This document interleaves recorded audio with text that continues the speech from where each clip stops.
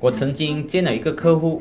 哇，那时候我只要做他一份保单，我去了13次，来来回回，医生讲 AED 救了他，让到我哇，整个那个晚上是睡不到，有钱一定是成功，但是我的定位不一样了，因为有钱不一定是成功的。Hello， 大家好，我是 Irene， 我是美心。我们是你今天的主持人，成长高比调，这里没有成功学，也没有标准答案。我们相信每一个人的成长都来自一个又一个的真实人生故事。在我们今天开始我们访谈前，希望大家点赞我们的 video，subscribe 我们的 channel， 打开小铃铛，这样你就不会错过我们每一集的 update。今天我们邀请了一位很特别的朋友来到我们这里，跟我们一起喝咖啡。我们有今天的来宾 Harry 跟我们一起喝咖啡，欢迎你 Harry。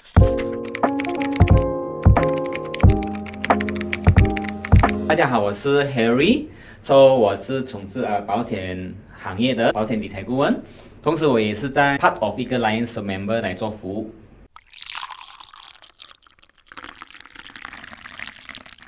这些都是你的职位，你的 title。如果我们不用这些介绍你自己的话，你会以什么方式去介绍你自己 ？OK， 其实你问我的话呢，我是觉得人低调，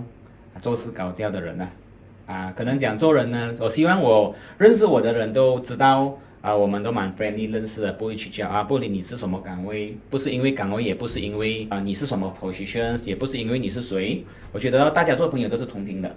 当然在里面做事高调呢，可能是因为我们要有影响力，可能影响更多年轻人跟随我们一起做一些任务。所以呢，我觉得偶尔有时候做事高调是好的，是 positive 的。那么个人的话呢，你只是做人低调，当你让你身边的人认识你的好，觉得舒服、开心、喜欢，没有压力的跟你在一起这种感觉了。很好，这是一个很 positive 的 mindset。因为有些人是，就我个人是很 humble， 然后我做事也不想要人家知道的。可是做事高调，就是你可以影响更多人，是这样子的方式。对。OK， 这样我们聊一下，小时候的你，其实你是个怎么样子的一个孩子？其实我是很没有自信的一个人首先呢，不懂得怎样沟通。讲话语言都是缺的我们的家里的方言就是讲客家话，客家掺一点马来话，就是kampung style啦。所以呢，基本上华语的语言呢都是很缺少的，因为我们成长都是跟我的安弟我的时间是跟哥哥长大比较多，所以我的华语都很差。再加上没有什么自信，也没有好的一个学习的背景，让我们很好的环境成长。对，我是特别的自卑啦。所以就是那时候是不喜欢讲话，读书那时候 OK 吗？你是因为你的父母是放你去华校吗？还是？我是在华校，也曾经在马来学校，也有在华校，都有。那时我是不爱读书的，我从小到大是不爱读书，我喜欢的东西就是比较有艺术的东西，比如说一些的 technical 的东西一些安装的东西或者是美感的东西我是特别强项是在那一块。所以那时候是有想过往这个就是手艺这一方面去发展？从来没有想过要发展什么，没有方向，没有想过。过后呢，我的父母亲是非常的担心我，甚至我的大姐姐都很担心我会成为一个怎样的人，我长大了会怎样，没有想过，我自己也没有想过。所以那时候发觉自己喜欢这种动手的，可是又没有往这一方面去，然后又不喜欢讲话，可是为什么最后会选择要走进保险？还是那时候遇到什么人让你觉得 OK 试一下这样 ？OK， 其实我在教会长大的，我喜欢音乐，我喜欢打鼓，我喜欢弹吉他，我喜欢钢琴，这些我都很喜欢。那么我就去学在我在学习的时候，我在教会的侍奉的时候呢，我那时候接触到了我的上司，我老板。那么那时候就带我进来，没有想过就这样子进入了这个行业，是没有计划的。所以那时候刚开始进去，那时候其实对这个行业是什么感觉？还是可以看一下有没有机会这样子。其实很奇怪的东西是什么呢？我没有听过保险，我不懂什么叫保险。我完全是零。所以那时时家里其实也没有买保险的，教育过。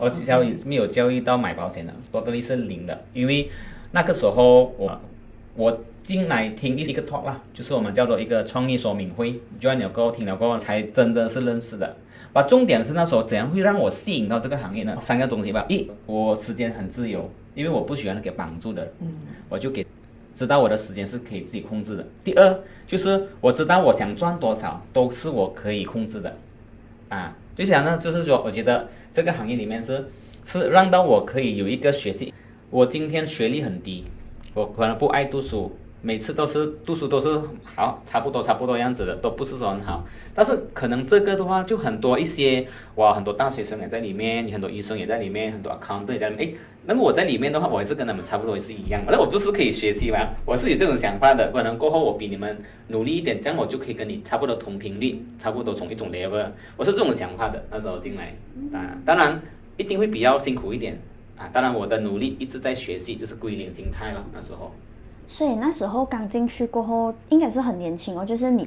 上次你跟我讲，就是你毕业过后的第一份工就进入了这一个。我曾经做过什么工呢？跟你们分享一下。这个是我第一份 full time 我认真的一份工。But before that 我有做过，我在读书的时候我有做过Putra， 你看 Putra， 我做过 waitress， 过一段时间。都很辛苦，一个桌子20块样子2个桌子40块，一个晚上可以拿40块。我很喜欢做这样的东西的以前。那时候的40块也真的比较大一点。也比较大。那时候我知道我参加那时候有保险的晚宴，我也在那边做 Putra 送菜。过后呢，那时候也有狮子会的晚宴更多嘛，那时候我也是有送过菜，什么工会的我也送过菜。所以那时候我就发觉到，我讲那时候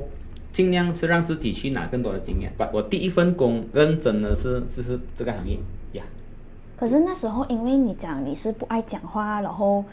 可是保险这一行就是需要开口去跟人家讲话，这个有没有一个很难的坎要过呀？当然是有。说我是不爱讲话呢，我的华语不是很好呢。我是在教会学习写的华语会更好一点进步。过后呢，我是在这个我们自己公司，因为那时候是我们必须要，你知道让我们做保险的话，我们必须要。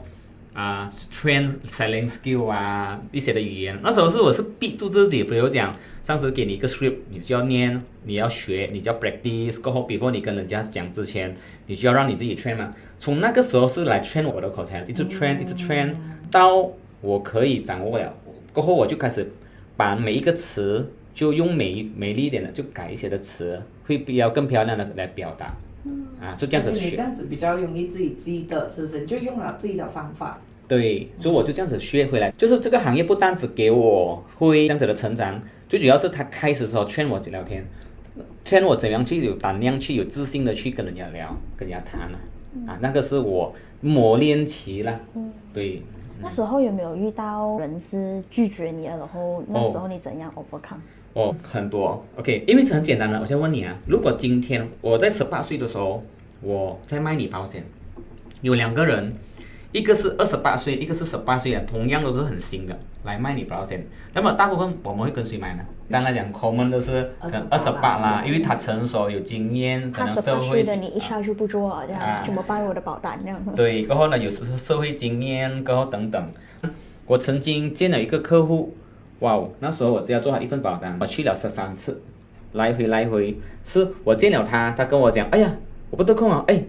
我明天，你明天再来啦。过后呢，明天我一来头，下午你来，一到下午，晚上你来，过后呢后天又来，连续的我去了13次，来回。但是他不是直接拒绝我，只要你没有拒绝我，我就觉得还有机会。他还在放一个希望。他放一个希望给我，那时候我是很伤心的，但是我告诉我自己，既然都这么多次了。无法多几次啦，过后我就让这样子让到你觉得到你不好意思，到最后也有可能你试探我嘛，因为我很新嘛，我18岁罢了，那时候18多，我的头10单保单的其中1单，那么没有想到他真的有一天不好意思了，过后呢，他一给我那1单的时候，其实他都是在 test 我 try 我，过后呢，他一家人就跟我买保险，因为那时候我很年轻嘛，18，他就是看这个年轻人有没有诚意的、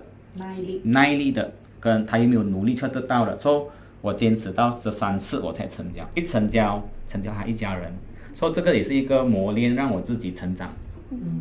可是那个13次来回的时候，你有没有就是，他应该不会的啦，他应该不会。很多声音会在我的脑袋里面出现，甚至有一次我很压力到那时候我还记得是这一张 case 的时候，到我的第7、第8次，那好像让我觉得到我好像不珍惜我的时间了。所以我回到去的时候，我真的是跟我自己讲，我很down了。过后呢，我让我自己觉得还可以做嘛。我只是做的这一单我都跑了这样子，我觉得问我自己还可以再做下去的嘛。过后我睡个觉醒来的时候，坚持到罢了啦。反正我都做了这么多次了，就做出去罢了。你给我见20次我也 OK， 我已经麻掉了，我只是见你吧，很不错哎，18岁耶。那时候是我的， 18岁就这样对。所以如果今天有一个很年轻的进保险业，所以这样跟他讲，其实是那份坚持跟毅力才是跑这个行业最关键的东西嘛。对 ，OK。你问我到现在啦，那时候我的经历可能是比现在的年轻人来的更苦，因为很简单，现在年轻人很多方法，而且很多人对于保险已经是打开了的，是一定要买的。那时候我们年轻人不多，那几个，所以我们做的时候呢，其实最大的挑战是在于我们怎样去 over， 因为我们很单独，我们个人1个2个人没有一堆团队没有的哦，所以那时候让我自己觉得，我的人最强是什么？就是吃苦，最厉害是吃苦了的。这个是我的强项，我告诉我自己，没有吃苦当吃补啊。那么每一个苦都好，每次我告诉我自己，当我要做一个东西，Harry， 我是很吃得苦的，不怕，我就煎了。当然那种苦是精神的苦啊，精神的苦啊，不是那种体力的苦，是精神的苦是。所以到那时候成交了这一单过后，是这个时候嘛，让你觉得可能在卖着的是服务，还是有一些别的 case 让你觉得这个服务真的是很OK，actually， 我那个时候的年轻时候是很天真的，什么都很敢的。因为我告诉我自己，因为我一定set我一个 goal 的。我在那时候我告诉我自己，我在18、19岁的时候我就要买一辆车。那时候我还去 Honda， 我想我要买一辆 Honda City， 因为我的一个兄弟买了一部，我也要买。所以呢，我想我们大家一起，他是鼓励你买了新车，有后面老虎追你，你驾车特别快，你工作也特别快的。那时候我告诉我自己也要买了，我也是去看，我想要买这辆车。但是重点是，当我知道我自己要买这辆车的时候，我设一个 goal 我自己，1年，如果我1年买不到，第2年我一定买到的。那时候1年后我买不到，12个月我买不到，14个月我才买到。当我一买的时候，它最大的压力是谁？是我姐姐。哇，你买这辆车，你公道哦。他们讲 Honda 那种是很贵的哦，每天都很高的哦。对我来讲，反正我进来这个行业是零本钱的嘛，我不亏的嘛，最多不是拉车咯。我那时候的想法是这样的 ，Nothing to lose 我可以 all out 啊，我要做都做去啊，没有都没有，我很天真的那时候，真的是很不怕死的，很天真的，这都不是拉咯。我没有输的，反正我做这个保险这个行业，我没有投资30-50万或者是2-3万，我没有投资的，我是 nothing to in nothing to lose。我才是刚刚来，所以当我那一部车一出了过后呢，其实全部人为我担心，我在想回去，完蛋了，我是不是吹得太大了？我拿到了那车的时候，我特别努力，但是我觉得可能第1个月、第2个月会不会辛苦？没有想到第1个月、第2个月不会辛苦，甚至我开始慢慢改装车啊，开始有 extra 的，因为你们自己有那个老虎在后面追你，你特别的积极，你特别的认真。那个时候的 concept 是这样子啦，就让我慢慢的跑出去了。所以到后面的时候，越社的顾客有没有任何一个可能推嘛，还是一个顾客跟你讲，哇，真是好彩，谢谢你当初教我试一定要去理财这样子。Okay. 我有一个真实案例，是我有一个好朋友，因为你说太熟了，我很难让他买保险的。好朋友是最难卖的，我讲，有时候我们有点大概了解，这样还 OK。如果太好朋友很难卖的。那时候呢，他跟我说 ，Harry，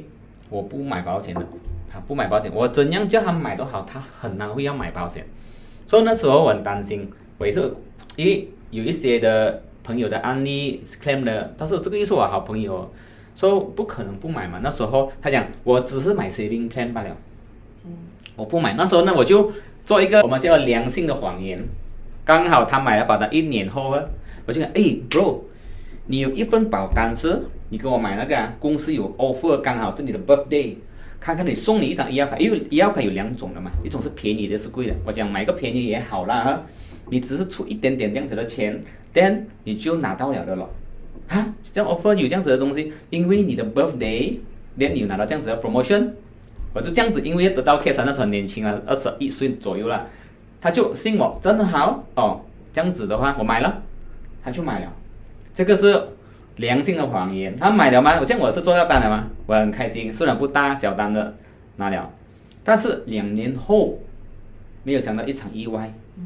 那个意外真的是因为有这份保险赔了36千、37千多，陪了他 emergency 进了医院，因为他们进了5天到6天，一场意外翻车，车 total loss， 人也是有一点点内伤跟有后遗症有一点变形一点点的，所以当然救了他，用了20-30多千，所以我问我自己，哇，好在那一年。那时候我用这个方式叫他买，这样我跟我自己讲，至少我把我的责任先做好先，至少他拥有一份保单，不然等下他有事情的时候，他的好朋友一直做保险的话，又帮不到他的话，我只可以拿水果过去给你吧，我不能够帮你 settle 你的 bill，那个时候就我觉得哇，真的是很好彩了。对，幸好你的那个谎言了。所以这样有没有类似这样子的顾客会觉得，就是可能让我跟你讲，我不相信保险，我不买保险，因为我觉得他骗人这样。如果有这样的人现在还会跟你讲这样子的话，其实你会怎样帮你的这个行业平反 ？OK， 以前就会有很多人讲保险是骗人的，现在我觉得会比较少人会讲保险是骗人的，因为这个已经很透明化了，你 ChatGPT 你都可以知道了的嘛。当时候以前是一定很多人讲保险是骗人的，其实。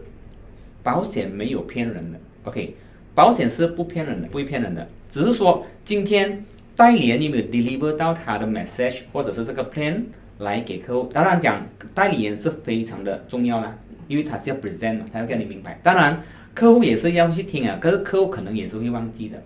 所以这个东西是讲我们要怎样把一些的 term and condition 先把话讲在前面先，或者我们不能够有隐瞒。可能很多代理人可能讲到的。可能客户没有听到这些的 misunderstanding， 导致当 claim 有的时候，如果我是客户，我会觉得到保险是骗人的，敢不敢？当然，在我们做代理人的话呢，我的角度是，我在客户面前我是 represent 保险公司，但是我在公司面前我是 represent 我的客户。那么我们是非常重要的一个 advisor， 而且我们要拿捏到很好，我们要让这个东西就是让给公司要的东西，我也给客户要的东西变成。我们就是那个中间的，才让到一个东西不会有一个 misunderstanding。当然，你问我，现在讲保险骗人的人是很少的。我们站在一个保险代理人或者是 advisor 的时候，我们要拿捏到，我们要代表公司对客户讲话，代表客户对公司讲话，这个中间很重要。所以也是要很多智慧哦，当一个代理人其实也不容易。对，要非常有智慧，而且你要懂得。跟人与人的一些的沟通，你要懂得公司是一个的，公司你要跟住咯。当然这一切其实都不会我们想象当中这样难其实每一个行业都有它的学习的空间，让我们学习是怎样去聊天、讲话、成长这些。那么你问我这个行业会不会以后给 AI 取代呢？我告诉你，会很难，因为这个行业是要有温度的。对，因为不可能我进医院我 claim 的时候，我叫 AI 帮我 claim 一下这样。对。需要 personal touch 的一个。对，它要有温度的。所以也是因为它是一个很有温度的行业，所以你也一直坚持做到现在。对了，因为这一个事情还没有发生嘛，所以给它完整的保障。我相信通过这一段就是保险的这个 journey， 我也很。了解你是一个很 goal oriented 的人，你很会为这个目标，像当初想买车这样子，就是 set 一个目标，一定要做到这样子。你是一个这样 goal oriented 的人，为什么你会跑进voluntary Lion Club 这样子？为什么会这样子 ？OK， 这个也是很感恩的。我在 Lion 所进去也是一个缘分的人，也是一个好朋友啦。我进去 ，before 我进 Lion 之前，我们都有做一些的bantuan帮助一些的kampung，我们都很喜欢在做的。因为我觉得可以给到我们一些钱买不到的一些的满足感，我们帮到人家，我们会觉得有些人的开心是很便宜的。你帮下他这样子，可能一些的1包米，他的开心是不一样的，他的笑容是很 pure 的。所以所以我会很开心去做我的。但我进入Lions Club， 没有想到我才认真的看到 Lions 它是一个服务的平台。totally 是做 serving 的，是做 charity 的，所以在这里的话，我得到我想的一些的满足感一些的帮人对，我特别也记得，就是上一次见 Harry 的时候，他有讲到，就是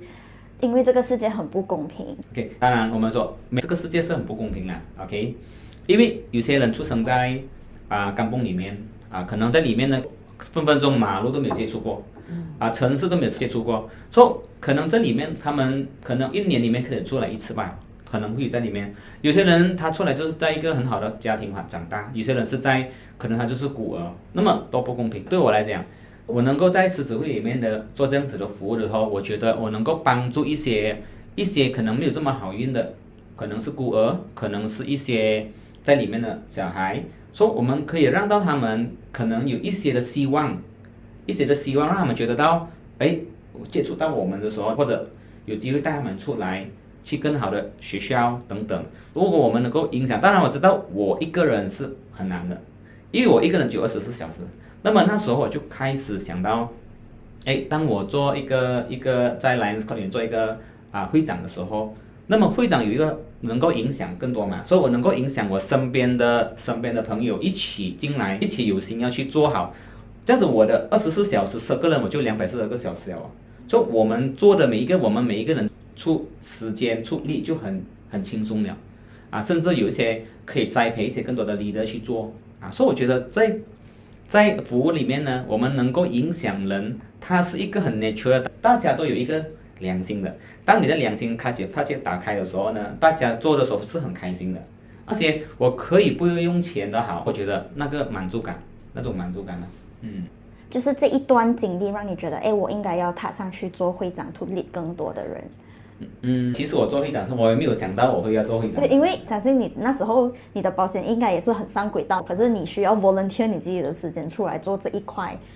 这一定会有一个很大的 motivation 推你要往那里走。OK， 很多人说你去做 charity 的时候是已经赚到钱了才去做了，但是对我来说，我的定位是，其实我们不需要赚到钱才做的，每一个人出那一点点的分力都可以做的。如果我把我的时间，今天我除了工作之外啦，我做完工，我可能可以去看戏，我可能可以去把我时间去跑街，去花在我自己的时间。Why not？ 我把我的时间，我自己的 me time， 我拿一部分玩爽的时间去做一些有意义的 weekend。这样子的话，每一个人都有那个时间的嘛，所以我不一定要等到我很有钱。很多人说，如果我今天进狮子会，我要有钱人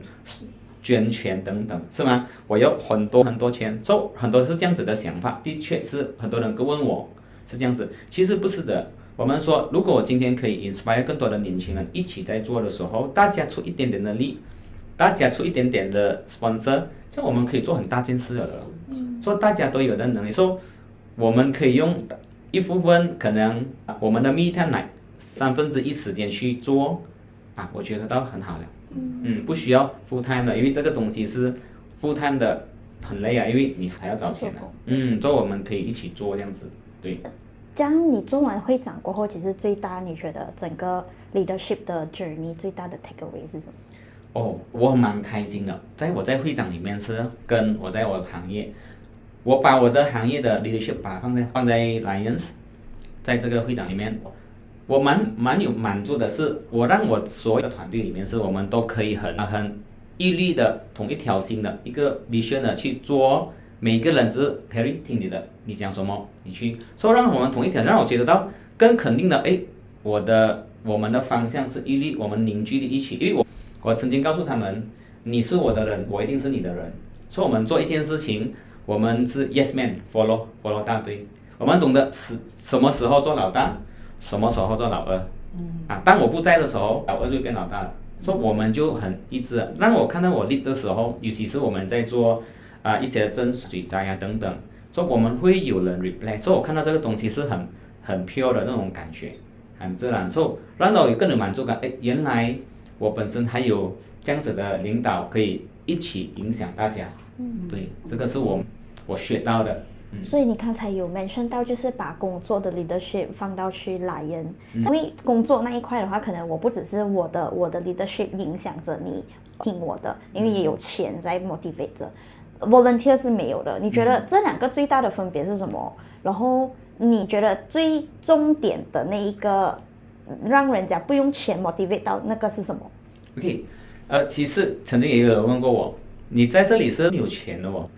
反而没有钱的影响力更大的，真的。如果我今天有钱有利益的话，是感觉到还是会收住，还不敢。当我在来或者我们在做服务的时候，我们是为一些人去做的。因为你今天我去找一些人 sponsor 都好，我们不是个人利益，我是真心的去付出。当你一个东西 impact 去做的时候，它会影响到大家会去把这个东西一起做，这个是良心带去一起去做的。反正它的倍增是不是1倍2倍，是10倍20倍的。大家想要付出一起去做这当然是大家的多余的时间去做啦。这样是肯定的。可能如果我今天是做有赚钱的东西，可能它的倍增值1倍到2倍，1倍多。但是因为这个东西是因为是 charity 的话，可能那个胆量、那个格局、那个想法就不一样了，可能会做10倍的东西，很奇怪。而且人家看到，其他人看到都会跟着帮忙，可能你会做到你会意想不到的东西。我相信这个也是因为你想要带出你的当了会长，然后你发现你的 signature project， 然后到这一个整个成长，你可以跟我们 share 一下你的从发现你的 signature project， 然后后面变成自己一个 club 的这个 journey 给我们知道吗？ Lions AED actually 它是属于是一个 AED 的 organization。OK， 刚开始的时候我是觉得它是一个 project 是一个我们几个一起聊到这个东西，认识到这个东西的时候，我觉得可能是一个 project 罢了。那么那时候呢，我有1个到2个朋友的爸爸，可能因为这样子的 case，知道这个 cataract arrest 是影响到的，我知道这个是什么。过后呢，去年有一个 case 在古晋的机场，有一个人倒下来，过后因为他倒下来了过后，有一个女孩子来救掉他了，医生讲90% 心脏已经是阻塞了的，也是救了一个人的命。通过这样子的时候，我就去研究了，去了解了，过后去找 supplier， 去认识了 study 完了过后呢，我就觉得，这个东西可以 ，maybe 我们因为一部不便宜，我们讲整 set 不便宜了，差不多是8、9千左右了，一部不便宜，所以我想，可能我们按3、5家啦，按这个叫做 AED 那时候讲到安的时候呢，那时候我们就通过我们有做一些企业拜访，我们找 sponsor， 过后one of一个，我觉得也是一个我的恩人一个长辈就告诉我 ，Harry。他给我很多的问题，每一个问题他给的是其次，对于很多人说可能是一个 rejection，但对于我来说每一个其实都是一个要我做功课的。他问我 AED 是要maintenance的，是谁来 maintain？ 今天你做的，你今天不是会长了，是谁在做？5年后谁做 maintenance？ 等等 costing 是谁出？那么这要做的是你一定要做有一个 foundation 的。通过那个时候我就开始做功课了。过后呢，他说你要做，你一定要做大，要做多，20粒，我挑战你。你就很开心哦，是一有 goal 我要去追我就开始来了，有 goal 了。因为如果给其他人，就会觉得你在挑战，你在 put 我冷水。20个不可以的啦对，他就跟我说，我是那第10粒。那时候我是那第10粒。这样子的话，这样子我就有我的火就来了。你的老虎要追，就是我的老虎就开始要 planning 了，我的那个追过的那个野心就来了，我就开始 plan， 是谁，我去找了很多时候，当然我不是我一个找，我整个团队都一起在找，我们做很多 courtesy visit 过后，那时候我就开始讲，这样我们要有一个 RS， 我们钱要在哪里 ？long term maintenance， 所以说我们把 foundation 地基做好了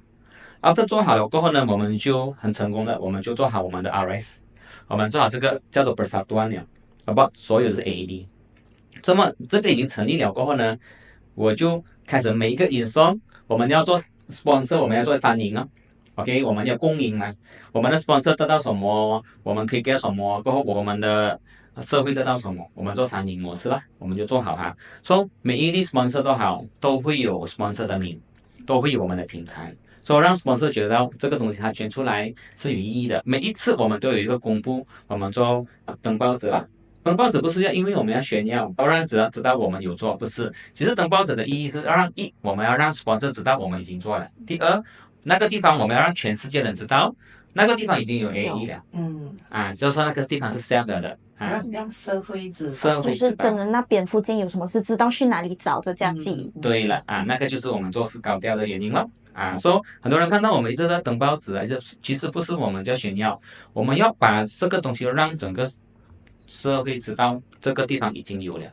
所以呢，我们也可以让我们的 sponsor 一个交代，我们已经做了。所以呢，一个一个我们做呢，目前呢我们做最近去一直做很多例子的时候，我们看到了来临，我们会做一个东西，我们要做 education， 我们会做一个 AI 视频，来怎么样急救？我们也去做一个 Google，你 search AED 的话，AED 的 point 在哪里？整个 KK，整个沙巴我们会做。所以呢，我希望这个不单只是这礼拜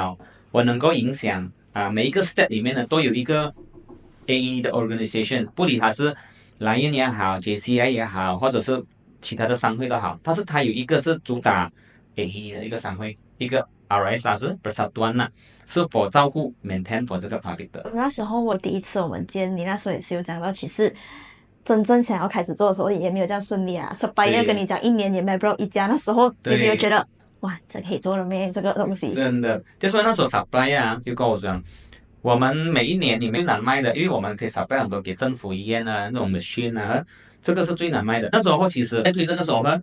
我也是很 struggle 的，我遇到很多的 challenge， 我遇到很多的问题。有很多人跟我讲 ，AED 不100% 可以救到人，他们告诉我不100% 你能够救到一个人，这个东西很贵，真的是不便宜。你要讲 rest， 你要 rest 多少力甚至很多了。所以通过那个时候我就放到每一个 solution， 我就写的一个解决问题。到我也曾经也想要放弃了，真的是很想要放弃了，想要 OK 了，我们停在10粒了。我有想过停在15粒了，停在多少粒我有想过的，但是 after that 我还是觉得不能，我是觉得到，因为我已经 start 了，这样我已经 commit 了，这样我一定要 all out，所以我觉得到你会做到你会意想不到的你之后，一直到有一天有一个 case 发生，就是在一个运动场所的话，就一个 case 来了，然后我收到一个电话，朋友打给我，你的 AD 用了，有人用了，哇，那时候我自己担心嘛，我的第一例可不可以看？那时候我很担心了嘛。你对那个 product 有点信心。对，因为我担心是因为不是18吗？哪里懂那个东西是不是真的有用？对，我不是那个 supply 嘛，我相信是可以的，我也是紧张。但是他讲了一句话，医生讲 AED 救了他，好彩有，幸好有 AED，也有一 team 人做 CPR，也有专业人士在里面帮忙。因为这样子的话救了他，让到我哇，整个那个晚上是真的是我整个是睡不到，太开心了，太开心了。所以那个时候就这个 news 就很多新闻一直出，那个时候的这个 case 让很多人都懂，甚至一些地方都要 automatic 自己要去买来安。所以我觉得这个我们做到了，我们做到那个 awareness 了，我已经做出来。所以我觉得很开心，就是说让到我更知道我过去的努力，我的 service， 我找 fundraising， 我的 training， 我过去的 hard work 是有价值的。所以才这个 motivate 到你要希望在每一个州也要有一个这个 AED 的一个 association。我 OK， 每个州呢，我是上2个月会 inspire 到的，因为其中一个州的 club 的会长打给我，他打给我告诉我这个东西可以跟他分享，哇，我很开心。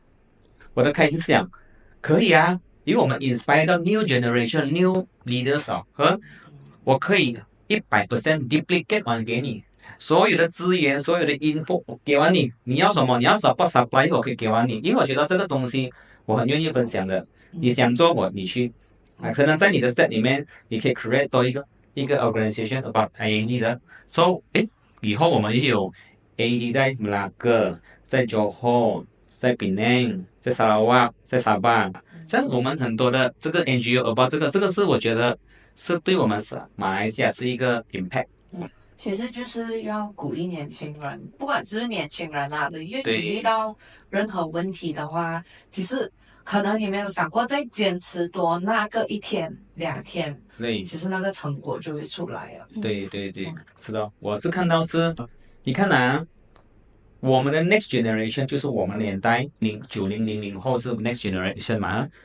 我们应该要做的东西是要 inspire 他们，要 lead 他们，要 show by example， 要让他们看到你是一个标准、一个榜样，你的 role model。当你把这个东西做出来的时候，你影响他们，以后我们退下来老了，是他们时候是他们做的嘛。所以我们是这个时候是我们有体力的时候，我们做影响他们，可能就是因为你的影响，你的高调，你的影响，他觉得到我以后长大的时候，以后我是要往这个方向跟你学习。当我的学 Harry 狗狗没有，可能讲我要学到这个领导，或者是学这这个在这里服务，他看到我相信这个 idea 其实是你很小的时候就种了一个种子，是关于你想要拿师大接触情商这一块。呀，你之前那时候是跟我讲，就是我在年轻的时候，我不是想要很快的挣到第一桶金，我希望我在我40岁之前，我可以拿到师大接触情商。对，OK，很多我的朋友啊，或者是一些我们聊到的时候，如果聊梦想的时候，我都会有在嘴巴提到这个东西，这个师大接触，因为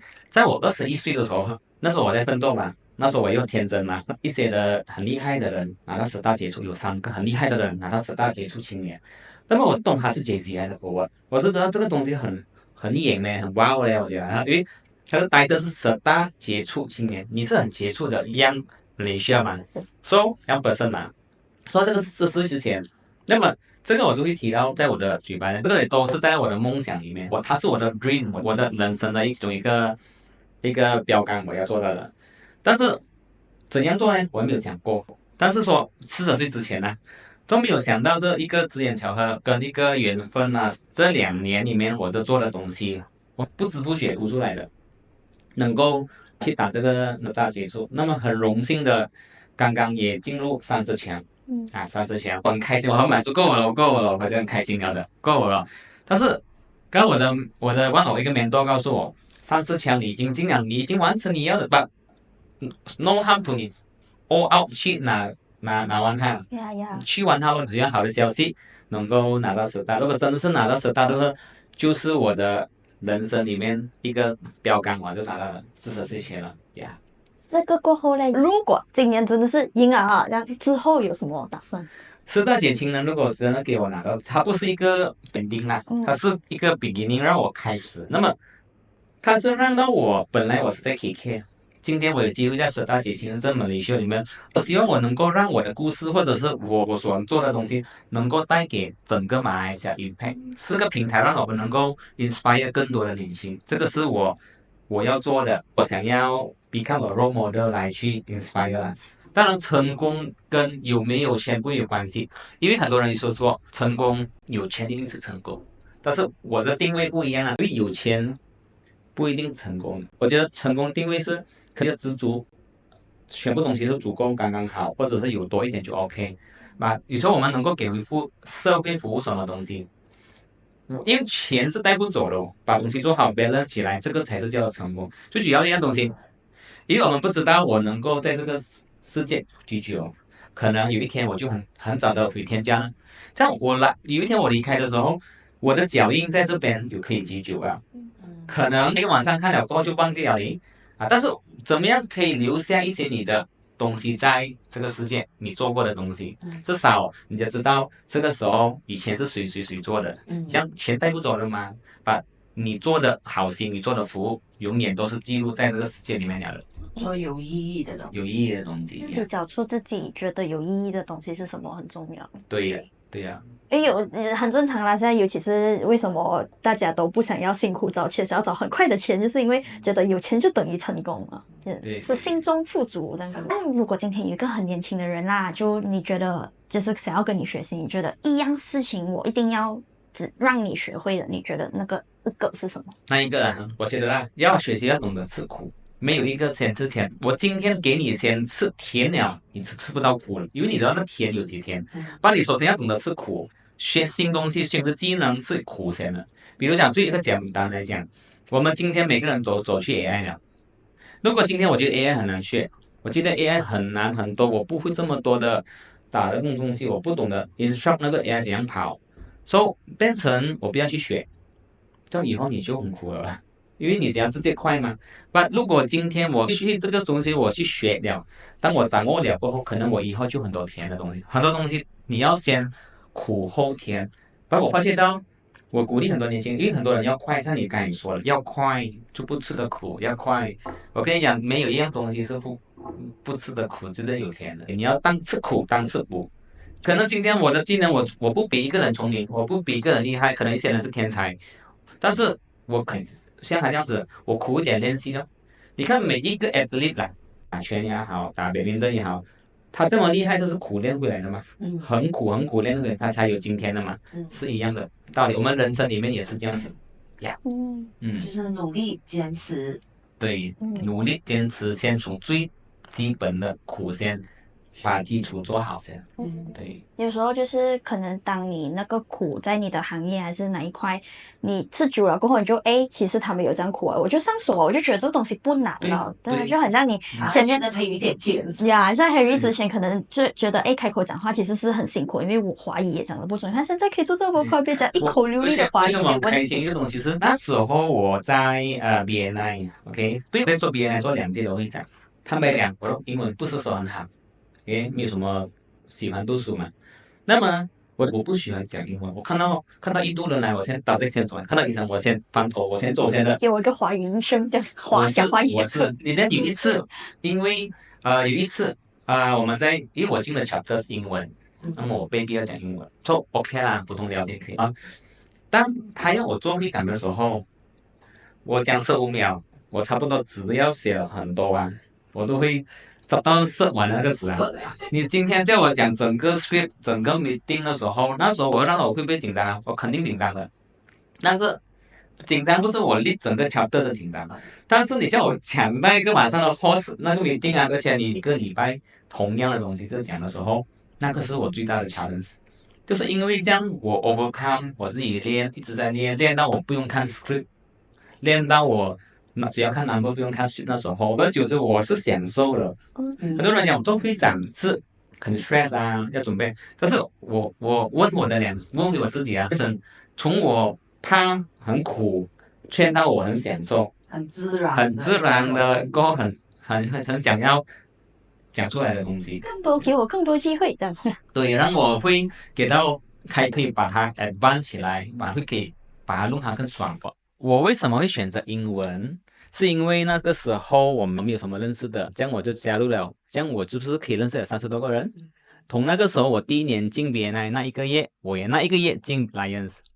所以我那时候就有2边的很多朋友哦。所以我觉得到朋友可以多的嘛，我是想要认识 networking 啊，我可以认识律师啊，我可以认识医生啊，我可以认识不同行业的人啊，所以可以交流。因为那时候我只有在我自己的范围罢了，我的朋友只是自己的范围罢了，所以这是让我可以去打开市场，再认识一下朋友了。所以要跳出自己舒适圈的话，就是去参一些不太认识的人。所以总结今天我们跟 Harry 学到的东西就是人生一定会吃苦，没有东西是快的。如果你一开始就已经尝到了甜头过后，你后面的路也只会更难，因为你觉得东西都很容易。所以有时候可能坚持就是可能只是差那个1个小步，你就上到这一级了这样子。人生不是一定要吃苦，人生要先吃苦才有甜啊，不是一定要吃苦。OK， 好，人生不一定要吃苦，可是最好先尝到苦。OK。然后刚刚 Harry 也是有聊到，就是要找到自己人生的老虎，追逐你往前面跑的目标，然后也是坚持，然后才会看到很多 possibility， 是 after 你坚持了过后你才会看到，然后你在很相信一个东西的时候，你会把这样跟你相信东西的人也会被你吸引，然后一起去完成更大的事情，服务更多的人这样子。对呀，好，我们今天这一集就到这里，谢谢我们 Harry 参与我们今天的这一集。如果今天你有在我们的访谈里面学到新知识或者是观点的话，你 share 给你的朋友，点赞我们的 video， 然后 subscribe 我们的 channel， 打开小铃铛，所以下一集 update 的时候你们就会知道。然后欢迎 subscribe 我们成长咖啡店，一杯咖啡，一段成长，一起进步。我们下一集见，拜拜。拜拜。